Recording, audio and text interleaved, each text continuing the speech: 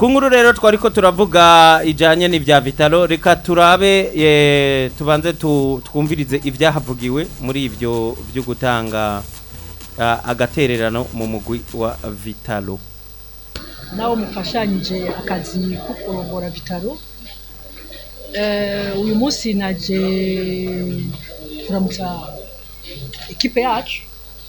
Murazi ko natanguye ndumufana ngabo inyuma y'ubufana nca ndabana membre kabo membre rero naje kubazanira akaganuke kwizina rya Janje Nsikirarijya kagizwe n'imipira 6 hamwe n'ibirato 18 hanyuma kabo Vitalo nyene twese hamwe turi kumwe dukora uko dushoboye kose igikombe cy'umwaka tugitwara.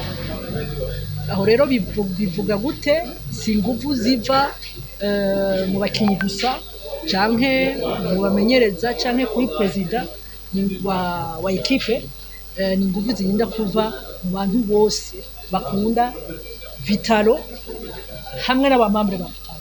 Ico canzanye rero mu makire iyo bikoresho hanyuma hifuriza ekipe yacu amahirwe meza nga cane nkatera kama abakinyi